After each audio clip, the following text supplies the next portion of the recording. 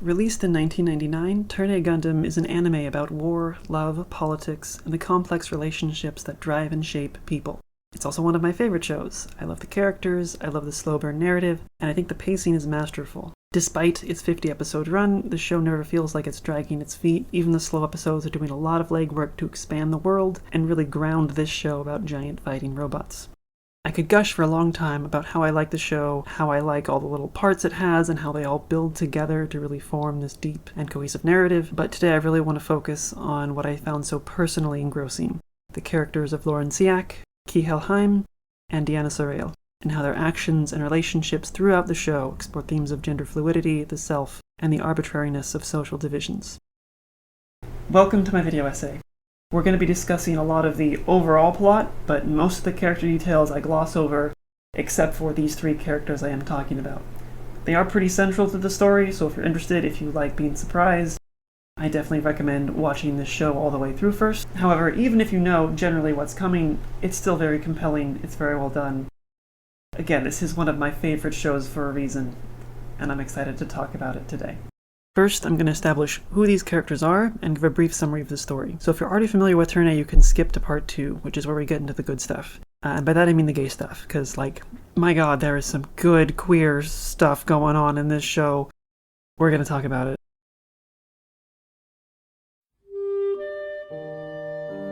Loran is the protagonist of Turn-A Gundam. He's one of the 3 young adults from a civilization on the moon sent to the Earth to test if it is habitable. Both those on the moon and the Earth are aware of a so-called dark history, a great apocalypse from a long-gone past that the Earth has now recovered from. Loran finds himself in America on the brink of industrialization, and he is quickly employed by a wealthy family, the Heims. He works first in their mines, and then as a chauffeur once it is apparent he is skilled at operating machines. This skill is due, of course, to his training as a mobile suit pilot on the moon. After living there for 2 years, he has become enraptured with the Earth's beauty and the local society of Inglesia. Dianna Kihel is the queen of the moon race. Unseen for the first steps of the story, she is worshipped by her people, and in particular Loran. Once she is aware that the Earth is habitable, she leads her so-called Dianna Counter to Earth. The Counter is a group of civilians and military personnel intent on re-establishing a home after thousands of years of absence. Their military capabilities vastly outmatch those of Earth, but Dianna does not want to lead a conquest. She wants to negotiate a place on Earth for her people. Unfortunately, she is fairly naive, and her military is inexperienced and often disobedient. Compounding this, the militia of Earth are equally undisciplined. Conflict, displacement, and death result, and negotiations repeatedly break down as the situation turns from settlement to fiasco to war. It is no coincidence that this story of colonialization takes place on the North American continent. As the invasion unfolds and Dianna's plans unfurl, Loran unearths a unique mobile suit from the Earth, the so-called Turn-A Gundam. Loran becomes the Turn-A's pilot and sides with Earth, using the Gundam's power to defuse and de-escalate the skirmishes that occur between the Dianna Counter's army and the Inglesia military. The presence of the Turn-A forces a series of negotiations between both sides as Earth scrambles to unearth more machines to match the moonrace's might. To obscure his identity to the moonrace and to help hide his heritage from the people of Earth, Loran adopts the public persona of Loran, a woman pilot. He does this partially at the insistence of Lord Gwyn, who is the head of Inglesia. The ploy works, allowing him to move back and forth between the lines of conflict and serving as a tool of propaganda. It does not last long, however. He is honest to a fault and wants nothing more than for both sides to sit down and talk things out. Loran confesses to his moonrace heritage when tensions mount, hoping to be a model of peace. Kihel is the daughter of Loran's employer. At first, she plays a minor role as the secretary to Lord Gwyn. However, when Dianna lands, it is revealed that Kihel is nearly identical in appearance. Several characters remark on this, but it first appears to be of very little consequence, until the two switch places in secret. What starts as a prank quickly spirals out of control. The pair stay swapped for an entire 17 episodes. The Queen of the Moon just gets replaced in the middle of a war. Dianna as Kihel and Kihel as Dianna return to their respective homes and work to remain undiscovered. Dianna befriends Loran, gets to know the Heim family, and acts to aid the negotiation efforts in any way that she can. Kihel acts as Dianna, trying to assert control over her army as both sides become increasingly unmanageable and the situation deteriorates. These pieces, the Loran Lora personas, and the melding of Kihel and Dianna, are what I focus on in the following 2 parts. Both arcs weave throughout the show's run, building themes of identity within society and of the fluidity of self. ローラ、口を閉じなさい。なんか僕、私こんなの初めてだから。Loran, sometimes Laura. He can be read as gender fluid, kind of non-binary, but honestly more gender fluid. The idea of, being both and neither and going back and forth. Regardless, he does give me gender euphoria. Good character design, 10 out of 10. The show uses his performance to frame gender as constructed, as a social act not tied to biological sex. As feminist theorist Simone de Beauvoir asserts in The Second Sex, one is not born a woman, but rather becomes one. Judith Butler expands on this notion in their book, Gender Trouble, stating that, even more specifically, one becomes a woman, always under a cultural compulsion to become one. In turn A, Laura emerges from several compulsions faced by Loran, but though he is compelled to his womanhood, he still retains the agency to deconstruct and discard it as it suits him. On their first meeting, Lord Gwyn is the one who actually christens Loran as Laura. Gwyn asserts that the young man just looks like a Laura to me when questioned about his choice by other characters. Gwyn is also the one to suggest Laura make a public appearance for the sake of negotiations, as Dianna is hosting a ball as a gesture of good faith. Gwyn, by doing all this, has effectively named Laura in her infancy on Earth, marked her body as that of a woman, and then uses his position to bring her existence as a woman into reality. Gwyn is the major compulsion for Loran to become Laura, but not the only one. Loran later shares that he sees the Laura performance as a mission. He's carrying it out because of his loyalty to Inglesia and to help prevent further conflict. We see the acts of Laura's construction explicitly. Kihel instructs him on how to play his role as a lady. She teaches him how to hold himself, how to act, and how to dress, all the things we can assume her mother must have taught her. The show, through Loran/Laura, constructs gender as a performance which is reproduced onto bodies through practice and instruction, not as a natural or default or biological state of being. However, when we look at Loran as a character, there are some complications to the view that Laura is a compelled performance. Loran voices no objections when Gwyn calls him Laura, and never seems to be bothered by Gwyn's strange habit until much later in the show. He adopts Laura as a performance, but then it seems to become a separate facet of his person. In his own words, Laura is Moonrace, but Loran is a citizen of Inglesia. This line really encapsulates his gender fluidity. Loran flows between identities when he sees one or the other as appropriate. He is loyal to both Queen Dianna and the Earth, and sees it as his job to help bring about peace between each faction. Later in the show, as his facade is torn away, and the characters become aware that Laura is one person, he starts to discard the Laura persona. At 2 points he outright rejects it, and both are instances when Lord Gwyn urges him to act against his morals.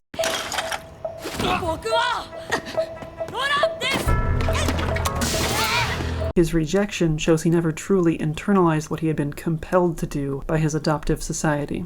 Loran, within his androgyny, is accepted by both the cultures of the moon and the earth. Laura, who is explicitly a woman, is the moniker his enemies use against him in battle, and it is wielded by Lord Gwyn even after Loran rejects the label. Laura is othered through her compelled femininity. Characterizing Loran as fully genderless is a stretch, but in contrast to the dressing, training, and naming of Laura by Lord Gwyn, Loran is never shown to perform masculinity in the same manner. The social expectations of masculinity exist in the show, and Loran is referred to as a man, but he often defies masculine roles in his actions and attitudes. He is empathetic, peace-seeking, strives to be a pacifist even in combat, and at one point rejects a romantic relationship in favor of a more nurturing maternal role. In a lot of ways, he is a proto-Steven Universe, and there's some parallels in the show that I think are pretty interesting, but which I'm not going to really get into here. Putting the theory aside for a second, I do love how Laura is presented. There's no embarrassment or shame. It is never played as a joke, and the character design and the cinematography make it clear that Loran is absolutely killing it as Laura. This is good representation, this gender euphoria. When he chooses to be Laura, he is comfortable, and she strives to be the best woman she can be. Lord Gwyn is kind of a freak for just naming him Laura, but within the character, within the persona herself, it's fantastic. I love those episodes. There's only 2 of them where they actually put her in a dress, but goddamn, is it a good look. The way Loran expresses gender is well summarized when Butler writes, "Gender is a complexity whose totality is permanently deferred, never fully what it is at any given juncture in time, and thus identities are alternatively instituted and relinquished according to the purpose at hand, without obedience to the power structures that define those identities." This notion of fluidity is applicable more generally to the whole plot of the show. Many characters institute and relinquish identities to achieve their wants. Again and again, characters shift sides, form new alliances, ignore orders from superior officers, betray, forgive, and double-cross each other. Early on, Loran slips between both sides, freely giving information to the Moonrace only to turn around and fight against them when they act on that information. Characters form an ever-shifting web of loyalties and drives, so much so that classifying the conflict as between two sides is oversimplifying to the point of being incorrect. There are innumerable sides: the militias of America, the citizens of Inglesia, the mobile suit pilots, the Dianna Counter's army, the Moonrace settlers, a gaggle of Earth-stranded hippies who worship Dianna, 2 additional political factions on the moon that I'm not going to get into, and the characters that compose them are constantly shifting, moving from one alliance to another, like grains of sand draining through a labyrinth. This fluidity is a key theme. The separation between the people of the Earth and the moon is arbitrary, brought on by circumstance, poor communication, and stupid decision after stupid decision. War, as much as gender, is a social construct. Soldiers are compelled to embody certain rules, expectations, and actions. When Dianna starts to settle the Earth, she is disrupting the society of Inglesia, and the soldiers in its military respond to her threat. They are trained to fight an enemy and to see those outside of Inglesia as other. The soldiers of the Dianna Counter are much the same, seeing Earthers as barbarians and savages, belittling them because of their less advanced technology, and expressing an entitlement to land that is not theirs. However, once the war is on, soldiers' loyalties waver. Multiple officers and foot soldiers switch sides, or disobey orders, or just act on impulse. Neither Dianna nor Gwen have any real control over their militaries. The wants and needs and humanity of individuals often takes over, and they bend or break the confines of their social role to suit personal desires, much as Loran rejects the gender assigned to him when asked to do something that goes against his morals. In the grand scope of the show, Laura is a minor plot point. However, she is also the first real demonstration of fluidity within the show. Its culmination, the mixing of personas and the possibility for unification and reconciliation, are expressed further through the characters of Dianna Sorel and Kihel.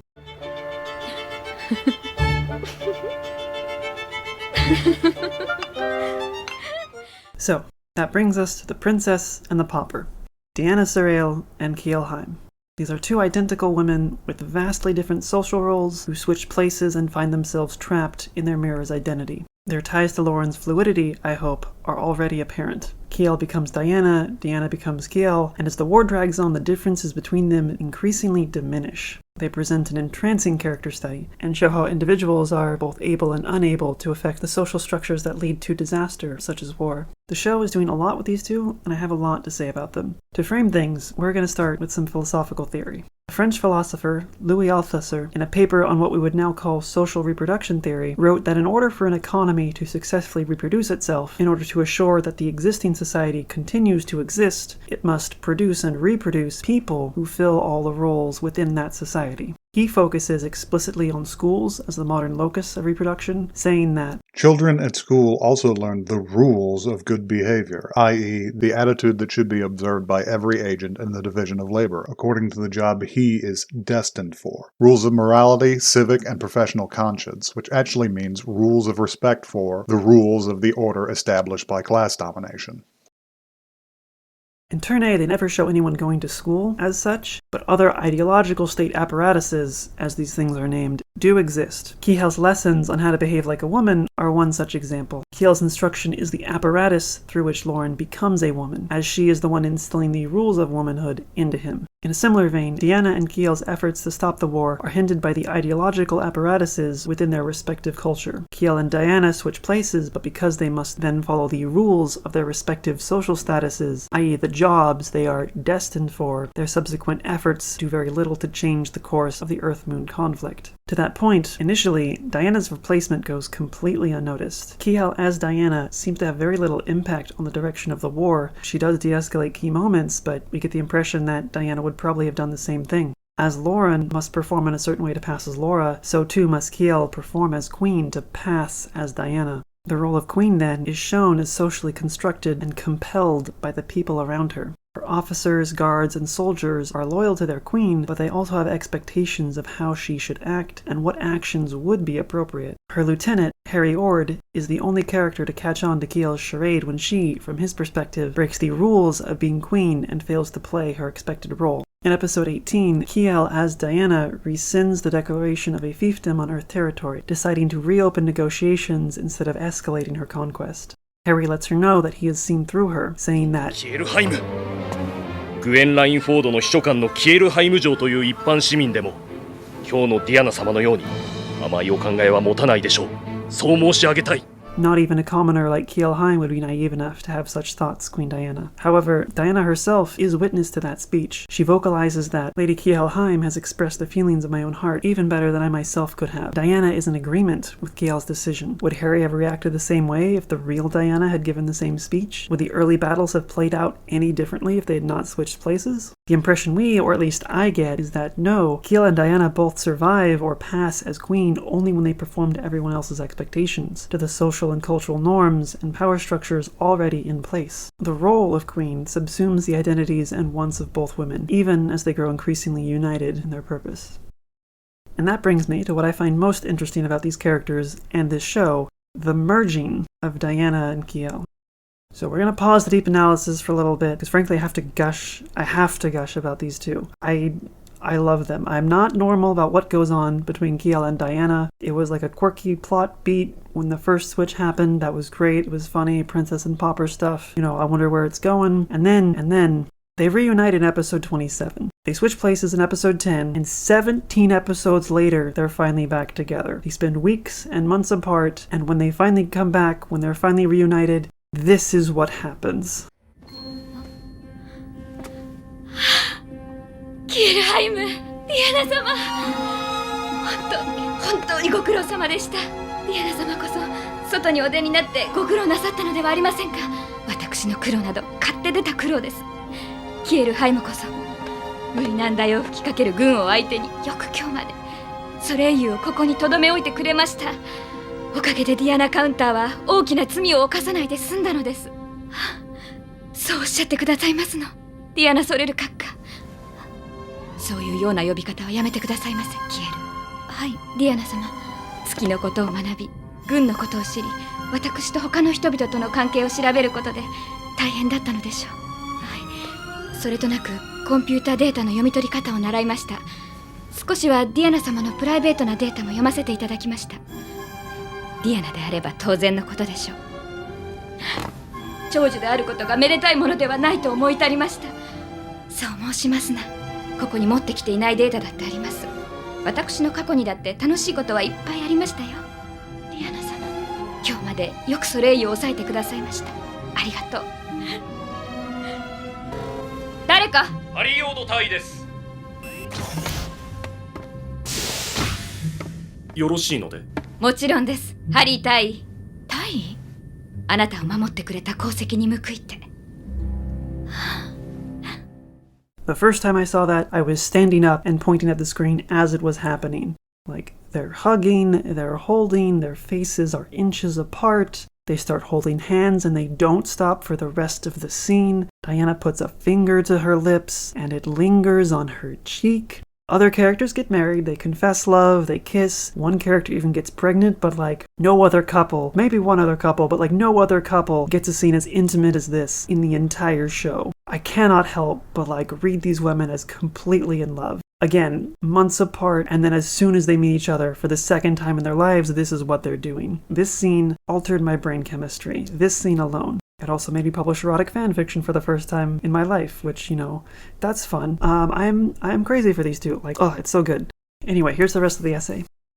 These women have become one person. They trust each other completely, and how could they not? They were entrusted with each other's lives, their relationships, their history, and they took care of it. They acted as their own people, but as each other's roles. And they each acknowledge it, they each revel in it. At this meeting, it becomes clear their identities have merged in a very real, tangible sense, and they will always now be in harmony. If the self is a composition of parts, of our experiences, memories, bodies, social positions, relationships, values, what now separates Dianna from Kihel? Sure, one cannot recall the other's past, but they can learn each other's history. They both perform as Kihel and Dianna. They both maintain the same social relationships. Their bodies are nearly identical. The two value each other's identities, and so embody the values of whichever identity they inhabit. And those values, as they've each discovered, are pretty similar. Even after other characters become aware of their switch, after explicitly saying who is Kihel and who is Dianna, the two are unable to be told apart. This confusion is played up by the women, such as in this example, which is one of the many small moments of mixing identity that occurs after their reunion.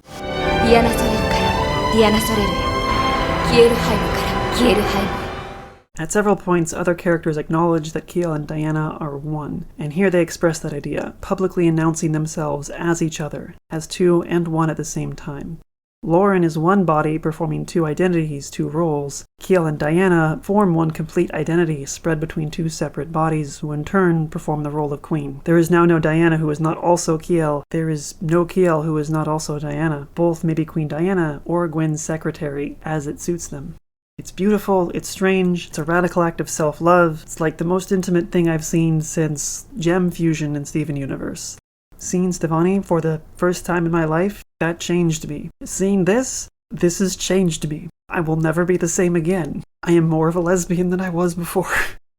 At the start, Dianna asks Kihel to wear her clothes because pictures of herself are not quite like seeing the real thing. How honest she is being is unclear. Kihel happily complies, but thinks that Dianna must be quite lonely. Her hunch is borne out as the show goes on. Dianna has suffered great loss in her past, and has no one in her life she truly trusts. She ultimately just wants to retire to Earth and enjoy its beauty, having grown tired of following the rules and performing as queen. Kielheim, on the other hand, takes to being queen immediately. Her first act, after donning the regalia, is to imitate Dianna, to pretend she's giving a command to someone. And the queen is delighted. On the day of their switching, the pair pay a visit to the Heim family home. It was damaged by a skirmish and Kiel's own father killed. Dianna, as Kihel, grieves in front of the grave, begging for forgiveness and wishing him peace. Kihel, as Dianna, is witness to this, along with many others. She does not break character, only thinking, "Thank you, Dianna," as tears slip down her cheeks. That really did come from deep in your heart. This moment is what solidifies the emotional bond between the two. Dianna shows here that she is able to stay true to Kiel's very self and care for her life in her stead. Over the following episodes, Kihel proves that she, in turn, will stay true to Dianna's self. She staves off war as much as she can, preventing any irreparable sin from being committed in Dianna's name. These acts, the shepherding of each other's lives, culminate at the moment of their reunion. The two hold each other like lovers, needing no pretense and showing no discomfort at physical intimacy from that point on. The two frequently lean on each other for emotional support, take turns playing each other, and are even shown once to help dress each other. As I've said, they have become one identity, and it is through this convolution of selves that the absurdity of Turner's conflict is really illuminated. 私たちはこの目も鼻も唇も同じです。この体も地球人ムーンレースの違いはありません。同じ人類だからです。 And yet our eyes, our noses, our lips are all the same. There is now no physical difference between the people of Earth and the moon race. We are all part of the same humanity. These words are the culmination of Kihel as Dianna's speech in episode 18. The resolution to the Earth-Moon conflict is this realization.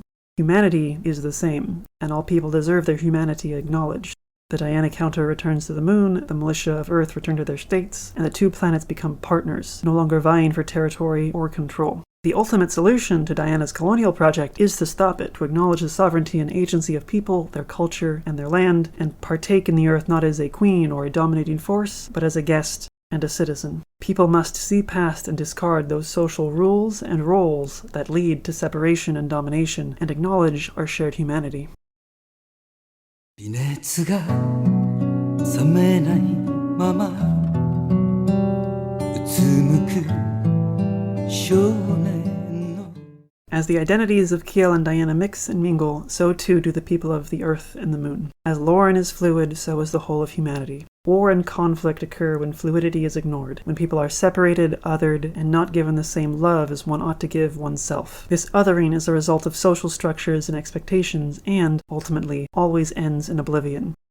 The Turner Gundam, as is later revealed, is not only the most powerful Gundam, but was designed as a reset button for human progress. When war and strife overwhelm humanity, the solution it offers is to wipe the slate clean, erase all technology and history from the solar system, and hope the next cycle of humanity does better.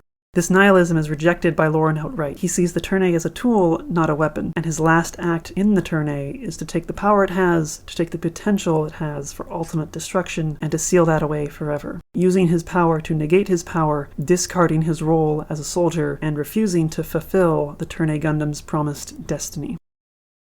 Loran shows us that our differences are so often only on a surface level, and Kihel Dianna portrays how one might truly come to know the other. Both highlight the absurdity and cruelty of the show's conflict, for how could you ever war against another people, knowing you are both people? Knowing that the person on the other side of the barrel might as well be you.